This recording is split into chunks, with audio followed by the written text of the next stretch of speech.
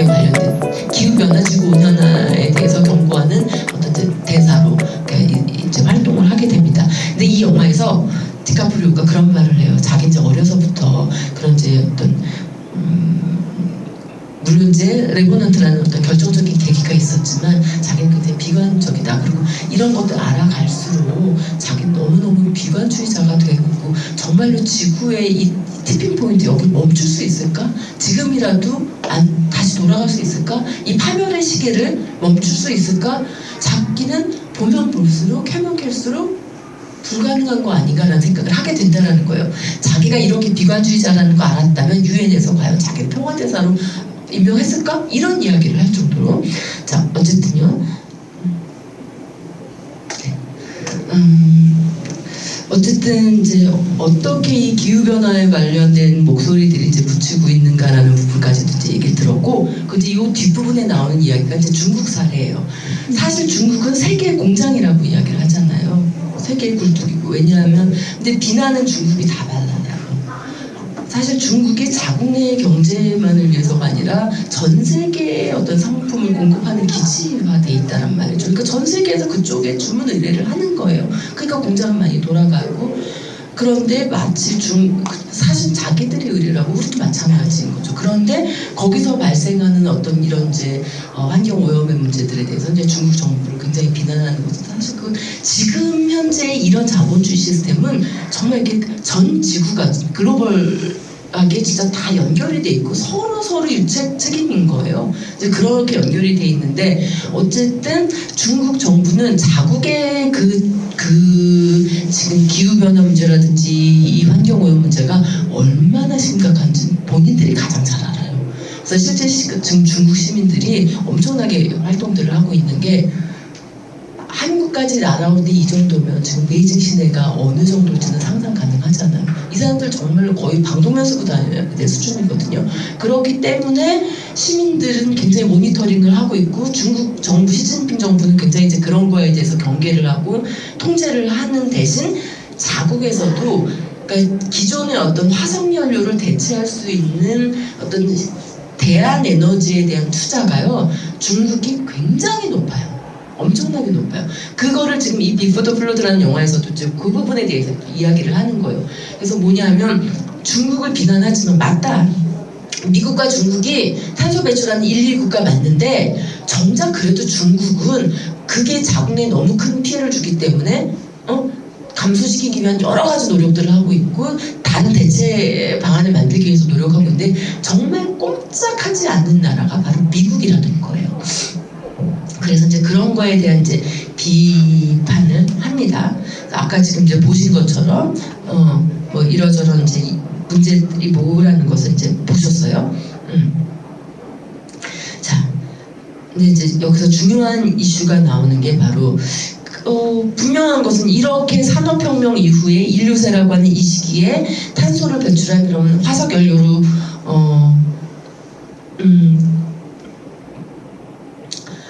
지구를 파괴하면서 그러니까 달콤한 과일을 따먹은 것들은 서구 선진국들인데 실제로 가장 그 재앙이 어디에 가장 직접적으로 심각하게 타격을 주냐면 못 사는 나라들, 오히려 아무 책임이 없는 나라들. 자, 아까 그 빙하가 막 녹아내린 거 보셨잖아요. 그럼 자연스럽게 어떤 현상이 일어날까요? 빙하가 녹아서 물이 됐어요. 그렇죠. 당연히 해수면이 상승된 거잖아요. 그러면 전 세계 섬 많죠. 섬나라들도 많잖아요. 그럼 그 섬나라들은 어떻게 돼요? 잠겨요. 네. 근데 이게 먼 미래가 아닌 거예요.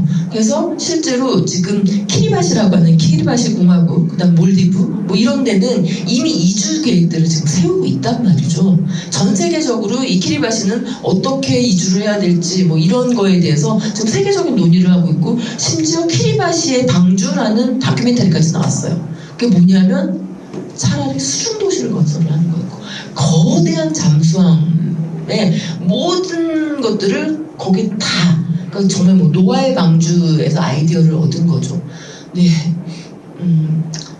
이게 답인지는 참 모르겠으나 어쨌든 그런 정도까지 지금 이제 진행이 되고 있는 상태다. 그것도 이제 나오는데 그 딴 영화에서 나온 얘기지만 여기서 어쨌든 이런 몰디브 공화국, 키리바시 이런 데가 이제 가장 집중적으로 이제 고통을 받고 있다. 자, 여기서 잠깐 다시 비포 더 플러드 인도 사례를 한번 보겠습니다.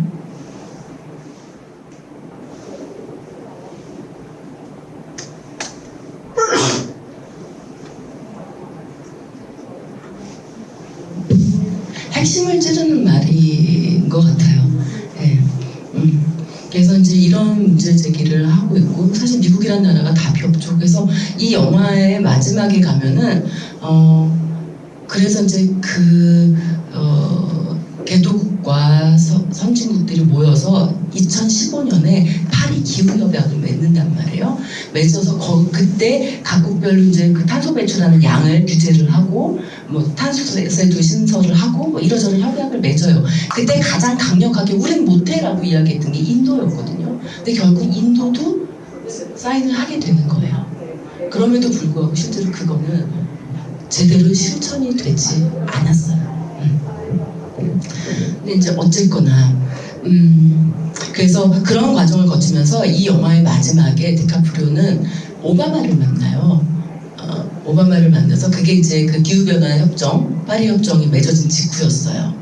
그래서 이제는 되돌리기 힘들 것이다. 그러니까 불가역적인 어떤 이제 변화가 이루어진 거고 우리의 미래는, 우리 후손들의 미래는 밝을 거예요라고 오바마가 매우 이제 막 이제 긍정적으로 이야기를 하거든요. 근데 이제 그때 디카프리오는 그렇게 말을 합니다.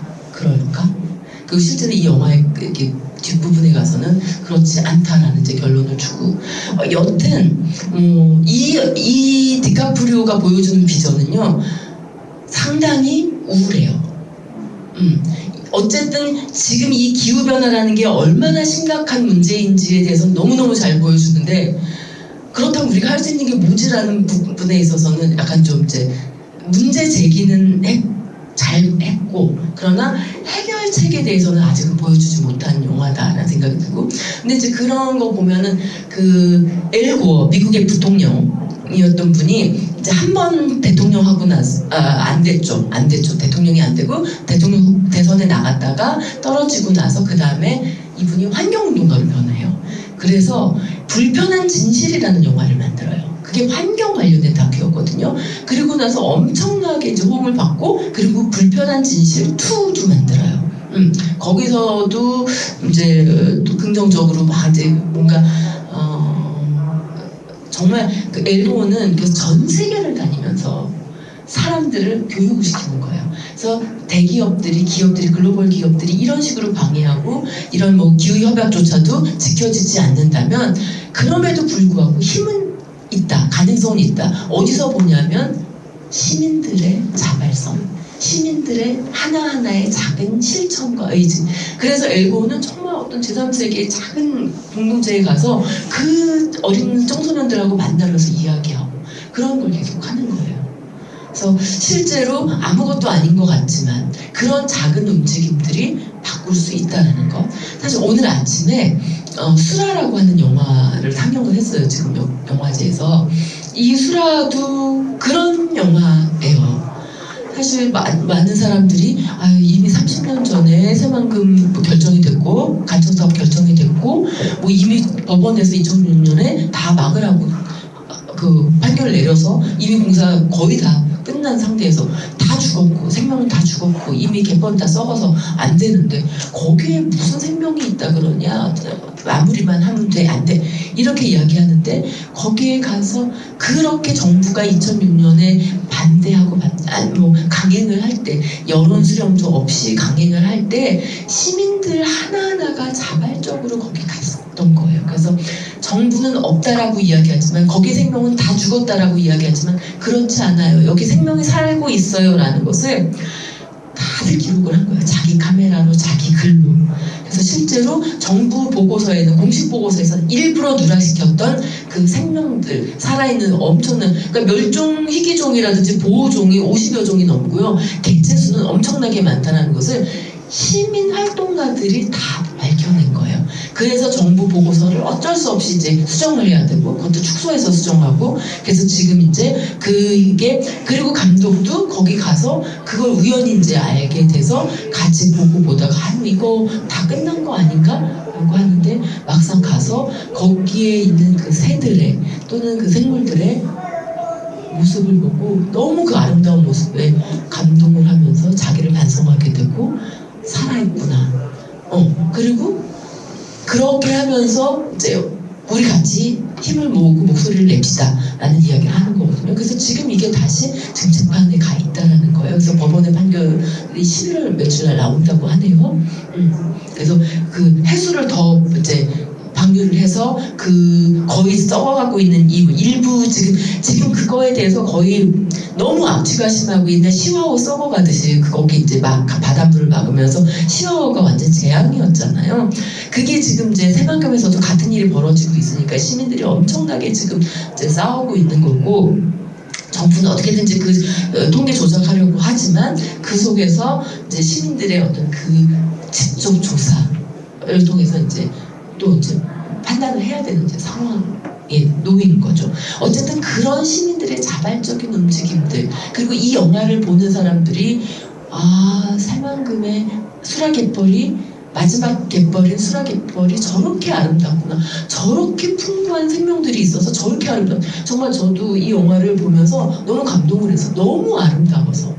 그러니까 저도 설득당하고 강요받는 거 너무 싫은데 이 수라를 보면서는 나도 뭔가 해야 되겠다는 생각이 정말로 들었단 말이에요. 왜냐하면 내가 몰랐던, 난 다 끝난 거야, 죽었어, 없어 라고 보지도 않고 생각했던 것들이 아니라는 것을 카메라가, 영화가 보여줬기 때문에. 그래서 그거를 영화로 보고 나니까 이제 정말 저도 내 눈으로 가서 보고 싶은 거예요. 그거 보고 그렇게 아름다운 생명들이 있다는 것을 본다면 지켜야죠, 당연히. 그래서 그런 게 약간의 어떤 프랙탈이라고 하죠. 나비 효과라고 이야기하잖아요. 어디서 시작된 작은 것들이 실제로 굉장히 큰 변화를 이끌 수 있다는 것을, 저는 어쩌면 이번에 이 새만금이 어떻게 다시 복원될 수 있을까. 일단 물을 많이 다시 유입을 하면 돼요. 그 다 나가는 것도 일부라도 바닷물 지금 2번 하고 있는 거를 여러 번 흘려주고 문도 더 많이 만들어주고, 그러다 보면 아까 감독님 얘기가 뭐냐면, 그러면은 다시 갯벌이 살아난다. 이 갯벌이라고 하는 게 모든 나라의 해변에 있는 게 아니잖아요. 사실 이 갯벌이 있다는 것은 어찌 보면 한국에 굉장히 은총인 거예요. 한반도의 여기에. 그래서 심지어 이 수라 갯벌에 있는 이 많은 그 멸종 위기종들이 있다는 것은 생태 보호다. 그렇다면 이거 정말 유네스코 인류 유산으로 등재를 해야 되는 상황일 수도 있다는 거예요. 그럼 그런 방식으로 그러니까 이 어떤 그 갯벌들을 지켜나가야 되지 않을까라는 이야기를 하는데, 영화가 굉장히 이제 중요한 기능을 하죠. 자, 여기서 이제 몇 개만 더 얘기를 하면, 동물원에 있는 오랑우탄을 이제 이 영화에서 비포 더 플러드에서 보여줘요. 이 오랑우탄이 어디서 왔느냐? 어디서 왔을까요? 제가 써놓긴 했습니다만, 열대우림 다 파괴하죠. 왜요? 왜 열대우림들을 파괴했을까요? 여러 가지 이유가 있어요. 그 중에 하나는요, 그러니까 농장을 만들기 위해서, 소 방목하기 위해서, 그리고 또 어떤 거는 이제 야자유, 팜 생산하기 위해서, 아보카도 생산하기 위해서. 사실은 아보카도 우리 좋아하죠. 근데 환경에는 굉장히 안 좋아요. 어쨌든 이런 것들을, 이 아보카도나 이 팜이나 이런 것들, 야자나 이런 것들을 재배하기 위해서 기존에 있는 모든 숲을 다 밀어버려요.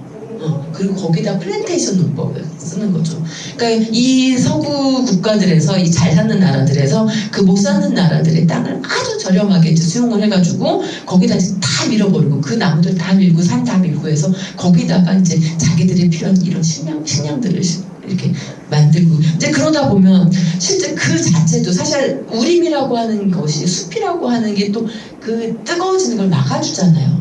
근데 그런 기능을 하는 허파의 기능 자체를 상실하고, 그리고 거기서 살아가는 또한 수라 갯벌의 생명들이 지금 거의 이렇게 바닷물을 못 만나면서 죽어가고 말라 비틀어져 가고 있는 것처럼 이 열대우림에 살고 있던 생명들도 당연히 자기 공간을 잃는 거잖아. 자기 집을 잃고 어디로 가요?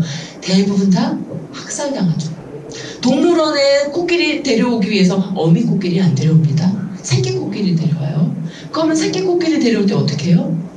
엄마 코끼리 다 죽이고 데려옵니다. 새끼는 네, 그렇게 해요. 그리고 코끼리 이거 상하 뽑기에서 어떻게 해요? 이거 살아있는 코끼리한테서 그냥 뽑아요. 그리고 버려요. 코뿔소도 마찬가지예요. 그래서요, 그쪽 아프리카 지역에 보면 이것만 뽑혀서 죽는 하마들 코뿔소 많습니다. 하마가 아니라 코뿔소. 예. 이런 상황이라는 거죠. 오랑우탄도 마찬가지예요. 테라는 죽어요. 그 중에서 그나마 살아남고 구출된 아이들이 동물원에 가고 연구소에 가는 거예요. 플랜테이션도 마찬가지고요. 그래서 이제 또 이렇게 태우고 불도 지르고 이제 이런 상황들 사실 그래서 그 아마존 쪽에도 열대우림들 계속 마피아들이 엄청나게 베어내잖아요. 환경운동가들이 거기 가서 정말 목숨을 걸고 지키거든요. 절대 안 된다. 그 환경운동가들이 살해당하잖아요. 그만큼 목숨을 걸고서 싸우는 사람들이 있다는 거죠. 여튼요. 아무튼 지금 이런 상황이다라는 건 이제 충분히 아마 이제 좀 이해하셨을 거라고 보고, 자 그럼 이러면 인간은 굉장히 어찌 보면 이 지구의 어떤 피라미드의 정점에서 너무 포악해. 인간의 육체적인 힘 자체는 그렇게 강하지 않은데 인간이 이 가진 머리로 발견하고 개발하고 발명한 이 도구들, 수단들이 이 지구를 지속 가능하지 못한 수준까지 지금 밀어붙이고 있는 상황이라는 거죠. 어쨌든 여기서 이제 많은 사람들이 심각함을 느끼고 있고, 그래서 이제 국가 간에 뭔가 이제 협정을 맺는 작업들도 하고 있어요.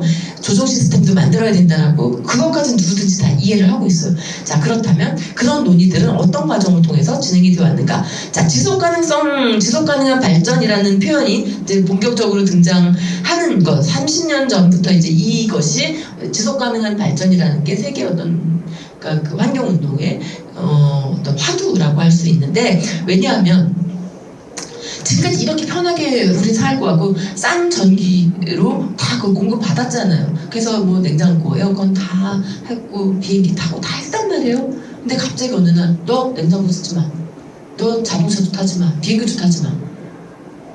돌아갈 수는 없다는 거죠.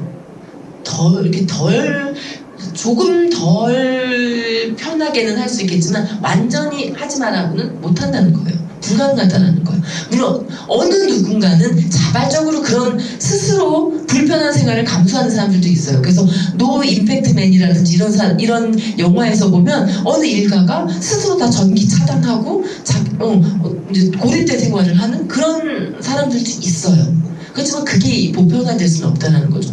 모든 사람에게 그렇게 해보자라고 권유할 수는 없다는 거예요. 그럼 사람들이 정말로 할 수 있는 것들, 실천할 수 있는 것들은 뭔가? 자, 여기서 지속 가능한 이학 발전 선에서 사람들에게 제안을 해야 된다는 거죠. 여기서 과연 이 지속 가능성이라고 하는 것은 어디서부터 나왔는가? 노르웨이 총리였던 브루트란트라는 사람이 세계환경개발위원회에서 활동하면서 우리 공동의 미래라는 보고서에서 이제 제시한 용어였던 거예요. 자, 지속가능한 발전이란 뭐냐? 미래 세대의 필요를 충족시킬 능력을 저해하지 않으면서 현대 세대의 필요를 충족시키는, 그러니까 미래 세대가 쓸 것까지 우리가 다 뽑아먹지 말자는 거예요. 다시 말하면 오늘 내가 콩을 따먹었으면 다시 내일 먹을 콩이 있을 정도로. 근데 지금 전 세계 수산업도 그렇잖아요. 씨를 말려버리잖아요. 다 이제 그런 식으로. 이를테면 그런 생각이 드는 거예요. 그래서 이런 식의 착취적인 약탈적인 개발이라고 하는 것은, 이런 식의 경제 발전이라는 것은 인류 자체를 이제 불가능하게 할 것이다. 자, 좀 빨리 가겠습니다.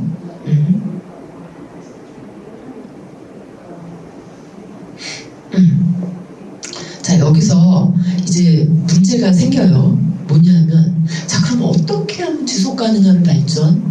여기서 하나 굉장히 좀 뜨거운 감자가 뭐냐면 바로 핵이라는 문제예요. 핵. 환경운동연합도 반핵운동, 탈핵운동 굉장히 열심히 하고 있는데, 사실 이제 저는 이 부분에 대해서 좀 잘 모르겠어요. 제가 저는 무조건적으로 이렇게 탈핵이다라고 말하기가 조금 쉽지는 않더라고요. 근데 제가 이걸 여러분한테 이래야 된다라고도 말을 못하겠어요. 그래서 어쨌든 저의 고민을 좀 말씀을 드리면요. 이렇게 화석연료를 태워서 얻은 에너지로 성장해온 경제 체제가 지구온난화의 주범이었다면 대체 에너지는 뭐냐? 여기서 한국 그 수자원공사라든지 이런 원자력 뭐 이런 위원회에서는 뭐라고 얘기하냐면 가장 청정하고 그러니까 클린 에너지라고 핵을 얘기를 해요. 근데 사실 뭐 많은 영화들에서도 보여주고 있지만요. 핵이라고 하는 것은 물론 그럴 수 있어요. 인간이 정말로 완벽하게 통제할 수 있다면 가장 효과적인 에너지일 수 있어요. 문제는 인간은 신이 아니라는 거죠. 아무리 인간이 기술 개발이 되고 통제력이 강화되고 온갖 기술적인 장치로 제어할 수 있는 능력들을 시스템을 안전하게 가져간다 할지라도 그게 인간이 하는 이상 신이 아닌 이상 100%일 수는 없다는 거. 그게 99.99999 점점 가까이 갈 수는 있겠죠. 근데 과연 100이 될 수 있느냐? 그렇다면 정말 그 0.0000001의 어떤 가능성에서 사건이 발생했을 때 인류에게 닥치는 재앙은 우리가 감당하기 힘든 수준이라는 거예요. 과거에 30여 년 전에 우린 이미 체르노빌을 겪었어요. 지금도 그 땅은요 죽은 땅이에요. 그런데 2011년이죠. 3월달 일본 이제 동부 지진이 일어났을 때 지금까지도 이 문제가 되고 있잖아요. 지금까지도. 그런데 이게 한국에 개봉을 했어요. 태양의 덮개라는 영화가 있습니다. 극영화예요. 태양의 덮개라는 영화는요 누가 만들었는지 아세요? 이거 탈핵 영화거든요. 간 나오토라고 하는 간 나오토 당시에 그 동일본 지진이 났을 때 쓰나미가 났을 때의 총리 수상이었던 간 나오토가 만든 영화예요. 태양의 덮개. 이 사람은 자민당 출신입니다. 자민당 소속이에요. 당연히 원자력 발전을 지지하고 도쿄전력과도 매우 밀접한 관계에 있는 사람이에요. 자기는 다 통제될 수 있다. 걱정 마라. 우리 일본이 누구냐. 일본은 항상 정말 시스템이 잘 돼 있다. 지진이나 이런 재해에 굉장히 잘 대처하는 나라라고 우리는 알고 있었잖아요. 그렇게 생각하고 있었잖아요. 간다오토도 그렇게 믿었단 말이에요. 자기들의 시스템에 대한 믿음이 있었던 거죠. 자신감이 있었어요. 그런데 그 사건이 났어요. 근데 그때 도쿄전력은요 한마디로 말하면 오합지졸이었어요. 그래서 그 과정을 극영화지만 다큐멘터리적으로 만든 거. 실제로 내용 자체는 완전 다큐멘터리인데 그것을 극영화로 만든 게 바로 태양의 덮개라는 영화예요. 그걸 누가 만들었냐? 그때 수상인 간 나오토가 만들었다고요. 왜? 그 사건을 계기로 간 나오토는 탈핵운동가가 됐어요. 그래서 수상에서 물러난 뒤로 이 영화도 만들고요. 전 세계를 다니면서 강의를 합니다. 왜 우리가 핵에서 원전에서 벗어나야 되는가? 라는 강의를 해요. 한국에도 왔어요. 제가 이제 영화제 일을 할 때, 환경영화제를 할 때 태양의 덮개를 상영을 하면서 간 나오토를 초청을 했어요. 그 절친인 그 제작한 돈을 낸 그 친구 두 분이 와서 자기 고백이었던 거죠. 그래서 그 적나라한 과정들, 실제 너무너무 엉성했던 과정들, 그리고 통제 불능이었던 정말 말도 안 되는 상황이었던 거예요. 그런 상황을 이제 보여주고, 그래서 안 된다. 이 사람 이제 그때 이제 완전히 이제 탈핵으로 돌아섰단 말이죠. 그런데 그 일본의 수장이 그렇게 돌아섰는데 지금 우리나라는 정부가 일본 도쿄전력의 대변인 같은 이야기들을 자꾸 하고 있다는 거죠. 저는 그럴 수 있다고 봐요. 실제로 지금 그 자꾸만 뭐 정부에서는 과학적으로 처리된 뭐 처리수라고 얘기를 하래요. 오염수라고 얘기하지도 말래요. 저는 왜 그것까지 그런 용어까지 통제해야 되는지는 잘 모르겠는데 아무튼 그러라고 합니다. 실제로 그렇다 할지라도요, 어쩌면 사실은 그 해류가 도는 게 한국 쪽으로 도는 게 아니에요. 반대편으로 돌아요. 그래서 그 오염수가 유출이 돼서 한국에 도착하는 시기는 거의 3, 4년 뒤에 나온대요. 그러니까 사실 맞아요. 지금 이 순간 그게 우리한테 지금 당장 타격은 아닐 수도 있어요. 물론 해류가 그 방향대로만 가지는 않죠. 또 일부도 이렇게 반대로 흘러가기도 하고, 그러니까 일부는 오겠지만 사실 우리가 옆 나라이기 때문에 우리가 가장 먼저다, 그렇진 않아요. 해류의 방향이 다르기 때문에. 그러나 그래서 일반 시민들은 아이 몰라 난 신경 안 쓸래 라고 얘기할 수도 있어요. 왜? 그건 개인의 자유예요. 내가 오염된 물질을 먹건 라면을 먹건 담배를 피건 술을 먹건 술을 먹다 알 걸리게 되건 개인의 책임인 거예요. 개인의 권리고 개인의 책임. 그래서 개인은 그렇게 이야기할 수 있어요. 아, 난 그냥 먹을래, 상관없어. 난 노량진에 가서 회 떠다 먹고 거기 뭐 수입산 뭐 먹을 거야. 냅둬, 내 목숨이야. 오케이. 그런데 정부는 그러면 안 되죠. 정부는요, 마지막 순간까지 시민들의 안전을 지켜야 되는 보루예요. 시민들이 그렇게 생각하고 일본에서 그렇게 이야기할지라도요, 마지막 순간까지 그 안전성을 최대한 검증하고 밀어야 되는 게 정부의 책임인 거예요. 그리고 그것이 설령 입증이 된다 할지라도요, 마지막 순간까지 붙잡고 있다가 그것을 일본과의 협상에서 써야 되는 중요한 카드로 가지고 있어야 되는 거예요. 근데 그 모든 것들 다 폐기하고 버려버리고 알아서 상납을 해요. 전 이해가 안 됩니다. 이거는 어쨌든 제가 핵이라는 것을 어떻게 우리가 바라봐야 되는가에 대한 저의 어떤 딜레마와는 별도로 이 부분은 이제 팩트로 진행된 사실이기 때문에 먼저 말씀을 드리고요. 자, 어쨌든 원자력의 안전신화는 분명한 거 부서졌어요. 신화는 깨졌어요. 그런데 제가 또 하나의 영화를 소개해드리고 싶어요. 이 영화는요, 한수원에 연락하면 보실 수 있어요. 뭐냐면 판도라의 약속이라는 영화입니다. 저 이 영화 보고 사실 충격받았어요. 저는 사실 이 영화를 보기 전에 저 탈핵을 저는 주장하는 사람이라고 스스로 생각했거든요. 근데 이 영화를 보면서 저의 뿌리가 굉장히 흔들렸어요. 제가 가지고 있던 어떤 그 믿음이. 그게 뭐였냐면, 이 영화가 굉장히 열성적이었던, 헌신적이었던 탈핵 운동가가 어느 날 어떤 계기로 다른 어떤 데이터와 어떤 조사 결과를 받아들고 좀 이제 자기 입장을 바꾸게 된 영화였어요.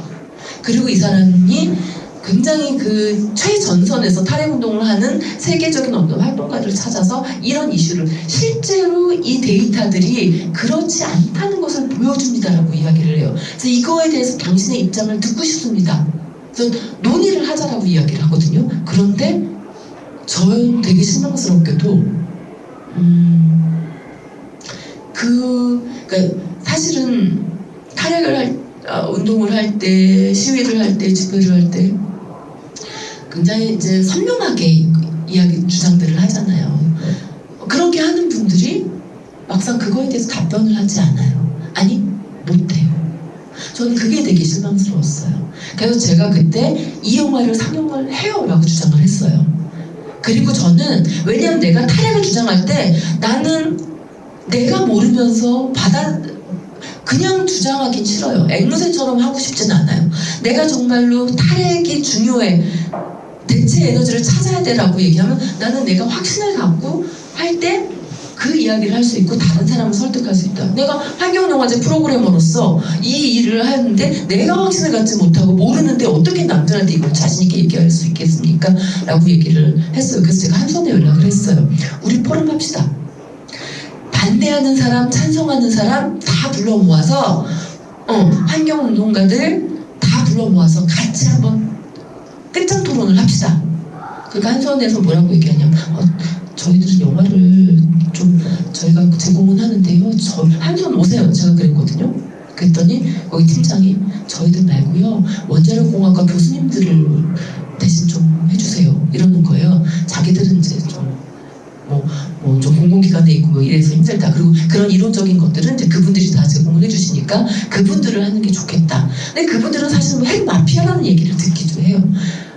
물론 이제 그분들은 이게 정말로 아까 이 비포 더 플러드라는 영화에서 나온 것처럼 누군가의 로비를 받아서 정말로 실제보다 더 안전하다라고 이야기를 하는 거, 어떤 영화들은 그렇게 주장을 합니다. 한국의 김환태라는 탈핵 영화를 만든 감독이 핵 마피아라는 다큐를 몇 년 전에 만들었거든요. 그 핵 마피아라는 영화에서 보면 이제 그런 원자력 공학과들 교수들을 다 한마디로 핵 마피아라고 그냥 다 묶어서 이제 비난을 해요.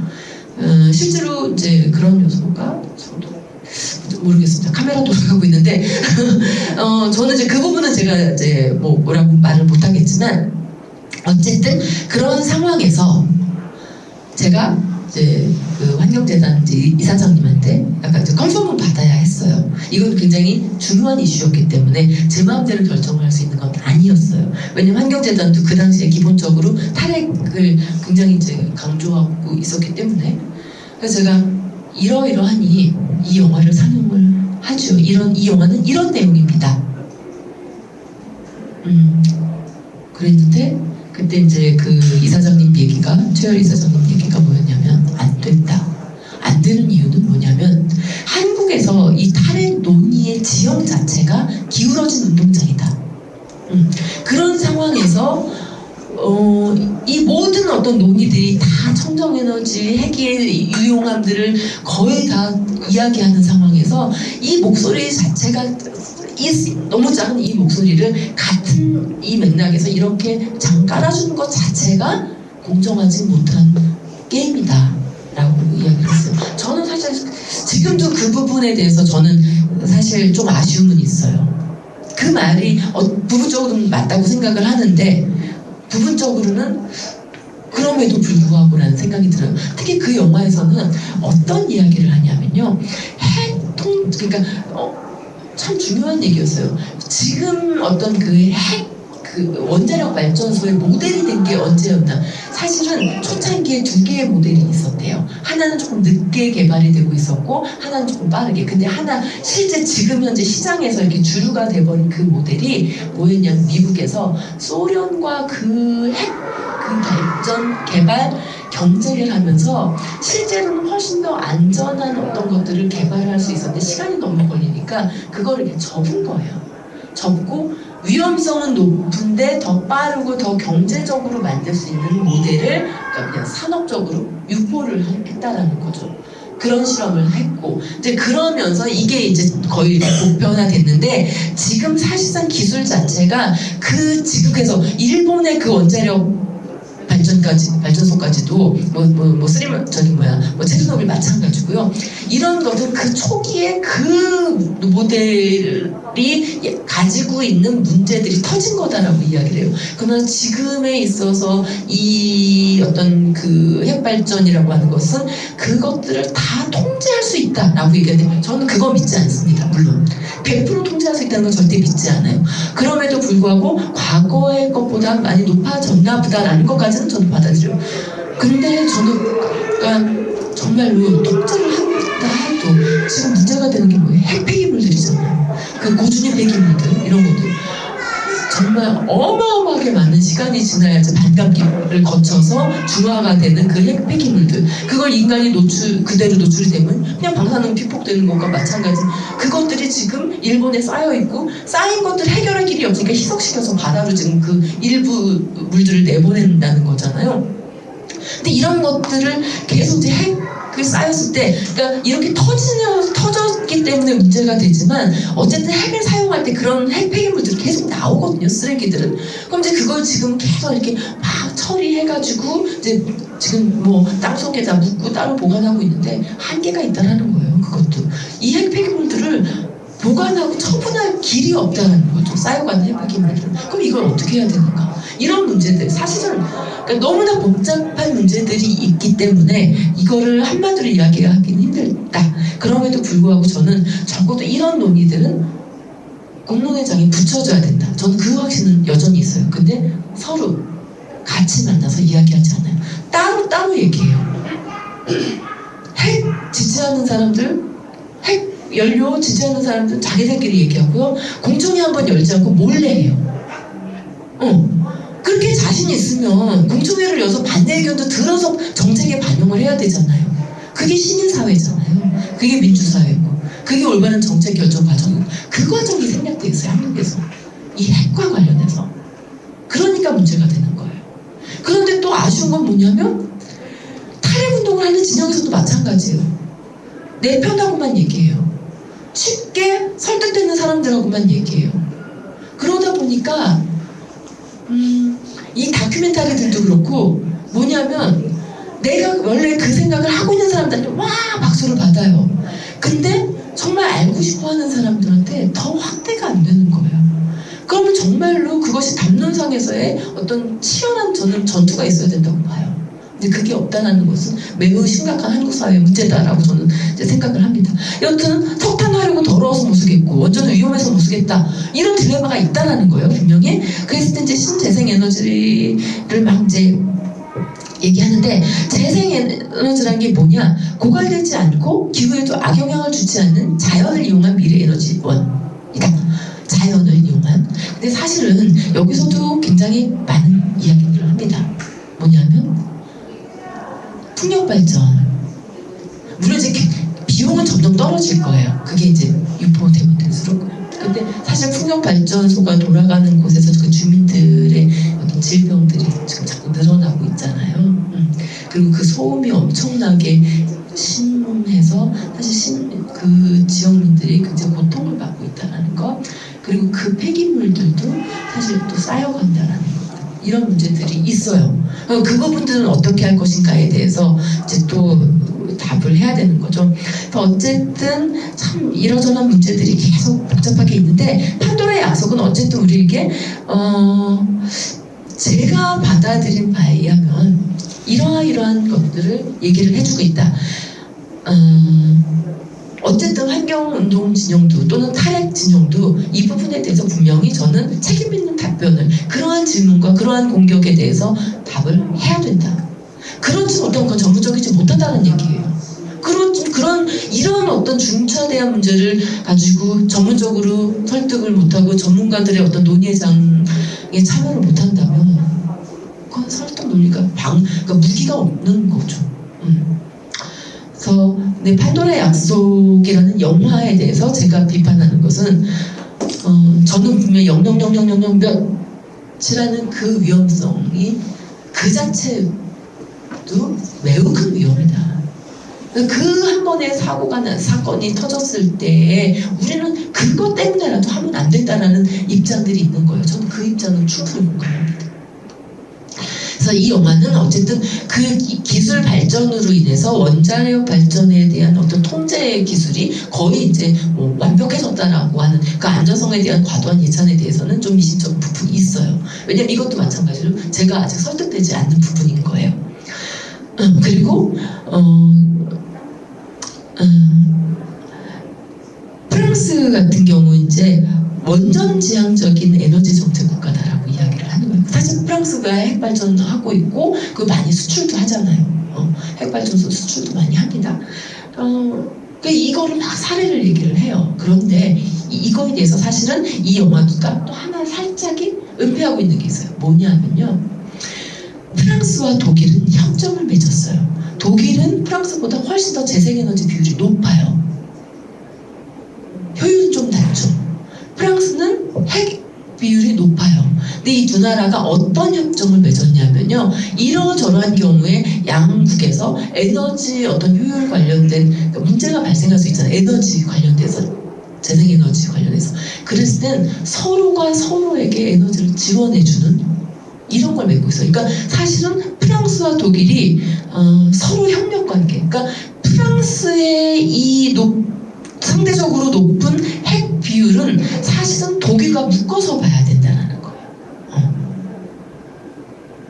그런 것들이 있다. 근데 그런 부분은 싹 빼고 있어요. 제가 봤을 때는. 네. 그래서 어쨌든 그럼에도 불구하고라고 제가 지금 이름을 붙인 이유는 뭐냐면, 저는 핵을 완전히, 그러니까 정말 이렇게 이를테면 뭐 고리 몇 기 뭐 이런 것도 있잖아요. 거의 이제 폐기돼야 될 것들, 그걸 지금 수리해서 쓰겠다고 지금 자꾸 정부에서 그렇게 얘기를 하잖아요. 저는 이거 안 된다고 봐요. 조금이라도 위험한 여지가 있으면 그건 폐쇄하는 게 맞아요. 근데 어쨌든 지금 현재 우리의 한국의 그 자원 부족 현상, 여러 가지 그 조건, 뭐 이런 거 저런 거 조력 안 돼요. 부족해요. 그러니까 이런 어떤 대체 에너지, 신재생 에너지로 한국의 그 에너지 수요를 감당 못 해요. 한국은 지금 7%라고 하더라고요. 한국이 그런 재생 에너지, 신대체 에너지로 사용하는 게 전체 수요의 7%래요. 근데 이제 뭐 유럽 같은 경우가 한 30% 정도 된다고 합니다. 그 비율을 계속 늘려야 돼요. 왜? 한국은요, 지금 여기 써놓은 것처럼요, 2016년에 기후행동 추적이라고 하는 국제 NGO 단체에서 기후불량 국가 4나라 가운데 하나 찍힌 나라예요, 한국은. 그만큼 한마디로 그러니까 재생 가능한, 그러니까 지속 가능한 발전 내지는 어떤 이 재생 에너지, 대체 에너지에 대해서 한국은 아무 고민이 없다라는 거예요.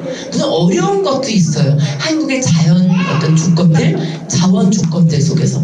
그러면 적어도 이렇게 늘려가겠다는 어떤 실질적이고 구체적인 정책과 플랜을, 중장기적인 계획을 세워야 되는데 그러지 않고 있다는 거죠. 굉장히 이렇게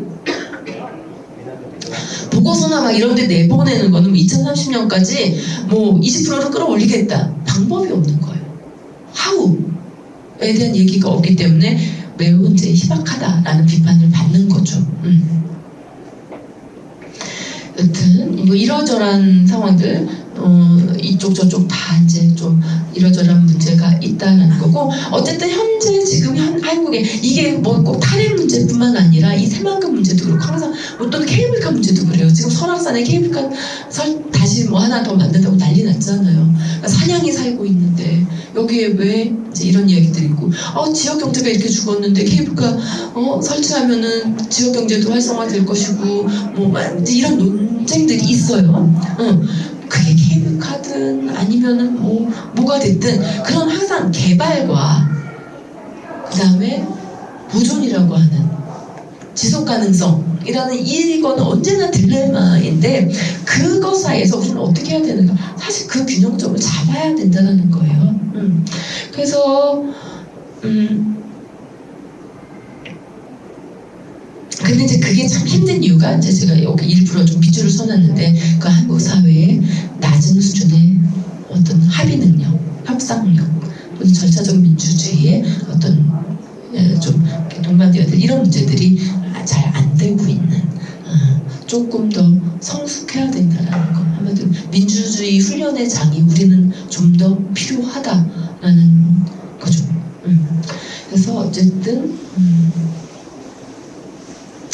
네, 이런 정도까지 얘기를 했고, 제가 지금 시간이 이제 거의 다 됐는데 짧게만 말씀을 드릴게요. 그렇다면 지금 현재 이런 좀 논쟁적인 이슈들이 있어요. 제가 감기 때문에 조금 목소리를 좀 크게 내지 못해서 죄송한데요. 아까 그 기후변화, 지구온난화, 메탄가스 이거 엄청나게 이제 책임이 있는 게 사실 농업이에요. 농축산업. 농업은 왜요? 마찬가지예요. 그럼 아까 그 플랜테이션, 그리고 실제로 지금 농사를 짓기 위해서 그 대량 기계화된 것들, 그 비닐하우스 엄청나게 난방해야 되는 것들이잖아요. 이런 것들에서 실제로 굉장히 많은 이제 기후변화, 지구온난화의 요소들이 있고, 특히 축산업은 뭐 말할 나위도 없죠. 그래서 고기 많이 먹는 거, 이거 내가 좋아서 먹는데 뭐 내 돈 갖고 먹는데, 그렇지 않다라는 거예요. 내 돈 갖고 내가 좋아서 먹는 거지만 그게 나한테만 끝나지는 않는 거라는 거죠, 궁극적으로. 자, 그러할 때 이제 제안들을 한다는 거예요. 루이 시오요스라고 하는 굉장히 유명한 세계적인 다큐멘터리 감독인데요. 이분이 만든 영화, 제가 너무너무 좋아하는 영화가 이것도 환경영화제에서 상영한 적이 있어요. 그래서 지금 어쩌면 모르겠습니다. 환경영화제 그런 이제 뭐 그린 아카이브에 의뢰를 하면은 거기서 지금 상영이 안 되겠다. 어쨌든 절멸을 향한 질주인가? 그런 제목으로 그때 이제 번역을 했었는데, 원제가 Racing Extinction이에요. Extinction, 소멸. 그러니까 완전히 그 종 자체가 사라지는 거. Extinction, 소멸을 향한 Race, 질주라는 거고, 이게 지금 그런 이 급속한 어떤 인간 중심의 파괴적인 이런 개발 속에서 너무너무 많은 지구상의 생명들, 식물과 동물들이 지금 사라져가고 있어요. 그러니까 그 거의 한 절반 정도로 줄어서 이제 점점 더 심해지고 있죠. 그래서 예전에 우리 시골에서 봤던 것들을 이제 사진으로만 볼 수 있게 되는 시점들, 그리고 그런 종류들이 점점 더 많아지고 있다는 거예요. 그래서 이 레이싱 익스틴션이라는 영화의 마지막은요, 그 사라진 동물들을 엄청나게 큰 동물부터 작은 동물까지 있죠, 생물까지. 그거를 이제 뉴욕인가 거기에 그 빌딩 숲에 거기에 이제 말하자면 파사드처럼요, 미디어 아트처럼 그 거대한 벽에다 그걸 쏟는 거예요. 그 사라지는 동물들, 이미지들. 그거 보는데 정말 눈물이 날 것 같아요. 저렇게 아름다운 아이들이, 생명체들이 저렇게 많은 것들이 사라졌단 말일까. 근데 사실 지금 그 리스트는 점점 더 늘어나고 있는 거죠. 지금 사실 새만금에서 벌어지는 일들도 그런 거예요. 그랬을 때 어쨌든 우리가 할 수 있는 것들 하나, 이거는요 넷플릭스에 있습니다. The Game Changers라는 영화고, 제가 이거 예전에 베를린에서 보고서 이거 꼭 영화제에서 상영해야지 했는데 도저히 협상이 안 돼서 못했어요. 그리고 넷플릭스로 바로 들어왔더라고요. 근데 이게 뭐냐면요, 운동선수들 있잖아요. 운동선수들이 우리 지금 현재 그 스포츠 과학이나 이런 이론에서는 힘쓰려면 고기 먹어야 된다는 얘기예요. 그래서 실제로 조수미 씨 같은 소프라노, 그러니까 공연하는 분들도 공연도 되게 힘들잖아요. 하기 전에 조수미 씨도 고기 많이 먹는다라고 얘기를 해요. 운동선수 고기 먹죠. 엄청나게 단백질 중심에. 근데 희한한 게요, 이 영화에서 정말 세계적으로 유명한 어떤 선수들, 아놀드 슈왈제네거 포함해서요, 굉장히 많은 선수들이, 이종격투기 선수도 있고 여러 종목의 선수들이 있는데 이 사람들이 채식을 하는 사람들이에요. 그래서 이게 뭐지? 저도 사실 보면 정말? 막 이랬어요. 근데 그래서 이 사람들한테 실험을 해요. 굉장히 재밌는 실험을 합니다. 이 사람들한테요, 이제 몇몇 군을 이렇게 정해서 한 4명인가 3명한테 좀 웃기는 실험이에요. 한 번은 이렇게 이제 고기를 막 먹이고, 또 한 번은 이렇게 채식을 먹이나? 그리고 약간 이제 교차를 하고 이런 실험을 하는데 이 사람들 되게 민망해하죠. 그리고 나서 그렇게 고기를 먹었을 때와 채식을 했을 때 뭘 조사를 하냐면 성기능. 근데 이 사람들이 처음에 되게 기특기특 하는데 깜짝 놀란 결과가 나와요. 우리가 생각하는 것과 전혀 다른 결과가 나와요. 자기들도 놀래요. 정말? 막 이런 생각이 들 정도로. 그러니까 다시 말하면 우리가 힘쓰고 뭐하고 하는 거가 단백질, 동물성 단백질 아닐 수 있다는 거예요.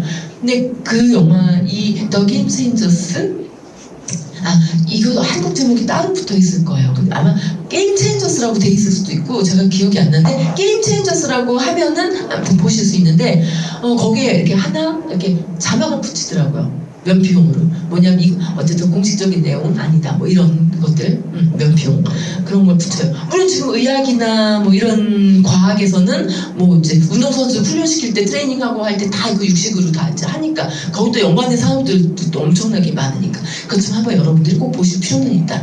물론 이제 그게 또 탄수화물 이야기일 수 있어요. 탄수화물, 지금 또 탄수화물도 안 먹으려고 하는 거기 때문에 단백질보다 더 오히려 에너지를 낼 수 있는 거는 탄수화물이라고 이제 이야기를 하는 것 같아요. 자, 어쨌든 꼭 육식 고기는 아니다라는 것이고요. 그리고 사실 플라스틱, 이것도 바로 그 파실 퓨어, 그러니까 화석연료의 총화죠. 어찌 보면은 석유로 만들어지는 거잖아요. 우리는 모든 삶의 어떤 모든 것들이 다 플라스틱이에요, 사실은. 우리 일상 자체가. 심지어 예전에는요, 우유도 예전에는 서울로 유리병에다 넣어서 먹었었잖아요. 저 어렸을 땐 그랬거든요. 근데 지금 그렇죠, 다 플라스틱 아닌 팩이잖아요. 다 이렇죠. 왜일까요? 이게 훨씬 싸거든요. 훨씬 싸거든요. 운반하기도 편하고 물류비용도 훨씬 덜 들고. 근데 이게 다 석유 제품이란 말이에요. 비닐봉투부터 다, 심지어 옷까지도, 그 섬유, 인조 섬유도 다 석유예요. 그러니까 근데 이 우유병, 이 유리병 대신에 이 음료에 페트병을 도입한 게 어딘 줄 아세요? 코카콜라예요. 60년대 처음으로. 근데 얘들이 무슨 짓 하는 줄 아세요? 그린워싱을 합니다. 자기들이 사실은 이런 어떤 오염과 재앙을 다 만들어 놓고 있어요. 가장 돈을 많이 벌고 가장 조금 투자해서 가장 많은 돈을 벌기 위해서 예전에 안 먹던 사람들한테 코카콜라 막 수출하잖아요. 거의 이렇게 원조식품처럼 막 해가지고 지금 이제 막 아프리카 아이들도 이제 막 콜라, 코카콜라, 페트병 이렇게 먹어요. 막 해주고. 근데 거기다 또 일부 뭐 이렇게 돈 주고 뭐하고 뭐 마치 프루스 만들고 하는 것처럼 자기들 굉장히 이제 어떤 지구 환경을 위해서 애쓰는 것처럼 또 해요. 사실 하는 훨씬 더 기본적인 이 이윤의 베이스와 메커니즘 자체는 반환경적인 어떤 트랙을 돌아가면서 그런 어떤 기업들의 움직임을 우리가 뭐라고 얘기하냐면 그린워싱이라고 하는 거예요. 한마디로 자기들의 어떤 그런 탐욕, 그러니까 그런 이렇게 반환경적인 어떤 자본의 이윤의 활동들을 이렇게 씻어낸다고 그린으로 이제 그래서 그린워싱이라고 이제 비판하는 어떤 용어가 있어요. 근데 사실 뭐 많은 데서 그렇죠. 그래서 어쨌든 요거는 제가 이제 그래서 플라스틱 제국이라는 영화가 있는데 플라스틱 엠파이어. 그래서 요 영화도 제가 한번 예전에 초청을 하고 감독님 초청을 해서 한번 이런 그린워싱에 대해서 한번 좀 얘기를 해보고 싶었어요. 그래서 이제 한번 초청을 했었던 적이 있습니다. 자, 이런 이슈들이 있다. 뭐가 맞는지는 모르겠으나 어쨌든 그러니까 이건 정책과 원전 같은 경우는 개인이 할 수 있는 건 아니거든요, 분명히. 그럼 그거는 이제 정책 단위에서 더 많은 논의가 있고 또 시민으로서 내가 탄핵이 필요하다고 하면 개인의 목소리를 또 내서 더 많은 목소리들을 조직하면 되는 거고, 그러나 그런 정책과 무관하게 내가 할 수 있는 것들도 있다는 거죠. 나 차원에서. 자, 뭐 볼까요? 일단 식단을 바꿀 수 있다는 거. 식단을 바꾸는 거는 얼마든지 내가 할 수 있다는 거죠. 그 심지어 이제 100억의 식탁이라는 영화가 있어요. 이거는 EIDF에서 이제 예전에 상영했었는데 제가 막 환경영화제에서 가보고 싶었는데 거기서 돈 주고 사갔더라고요. 그래서 EIDF에서 상영을 했는데 이거는 이제 인구가 지금 뭐 40억, 50억을 이제 넘어서 이제 60억을 바라보는 이 시점에 과연 이 인구 60억을 지금 현재 지구의 자원으로 먹여 살릴 수 있느냐? 불가능하다라는 거거든요. 대체 자원 필요하다라는 거예요. 미국에 저는 참 놀란 게 47%가요 곡물을 생산하기 위해 사용이 된대요. 미국도 땅 넓잖아요. 미국은 그리고 굉장히 선진국인데 땅의 절반이 농토라는 거예요. 근데 그 농토가 사람이 먹는 식량을 생산하는 게 아니에요. 사료용 옥수수 같은 거, 즉 고기들, 소들이 먹을 거, 고기들이 이런 개들을 먹이기 위해서 한다는 거예요. 그래서 그 농토에 한마디로 말하면 그 47%가 농토인데 그 47% 농토의 70% 이상이 바로 이제 사료라는 거죠. 그러니까 이게 참 너무너무 이게 좀 부조리하다는 생각이 드는 거죠. 그랬을 때 어쨌든 고기를 매일 먹는 사람이라면, 그래서 뭐 고기 없는 월요일이라는 단체도 있잖아요. 이제 이현주 대표님이 지금 한국에도 하시는데 이분이 이제 막 서울시에 막 이렇게 좀 많은 이제 작업을 해서 그린 식단들 일주일에 한 번씩이라도 뭐 이런 것도 막 하고 그래서 노력을 하는데 어쨌든 내가 할 수 있는 것들은 이제 그런 거. 그 다음에 또 사실 약간 더 불편함. 이를테면 뭐 전기 뭐 엘리베이터 한 번 덜 타도 되죠. 건강에도 좋은데 계단 좀 오르면 되고요. 뭐 여러 가지 것들이 있을 것이다. 근데 지금 이제 여기서 내일이라고 하는 영화가 있어요. 다큐멘터리인데요. 이 프랑스 영화거든요. 투마로우, 영어 제목으로는 이제 투마로우고 뭐 그 나라의 D-MAIN이라는 영화 제목인데 D-E-M-A-I-N이라는 영화인데 이제 이 사람이 이제 겪으면서 뭔가 지금 현재 이 심각한 환경오염 지속 가능하지 않은 이것을 멈추기 위해서 뭘 해야 되지? 이러면서 10개국을 막 다니는 거예요. 그러니까 비포 더 플러드랑 좀 비슷해요. 근데 비포 더 플러드는 이 심각함을 고발만 한 거예요. 보여준 거죠. 문제 제기를 한 거죠. 근데 이 영화는 나름의 어떤 대안들을 제시를 하기 위해서 노력을 해요.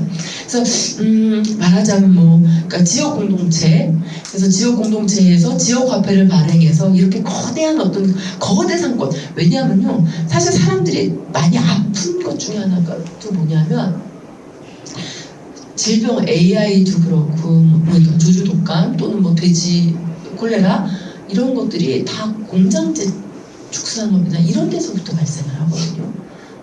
뭐냐면 그냥 자연 방목을 하던 때는 그런 병들이 없었단 말이에요. 근데 지금 다 돼지도 어떻게 사육되는지 아시죠? 평생 얘들요 거기 이 몸도 못 돌리는 그 툴 거기서 평생 이렇게 갇혀가지고 그 상태에서 살다가 가는 거예요. 맨날.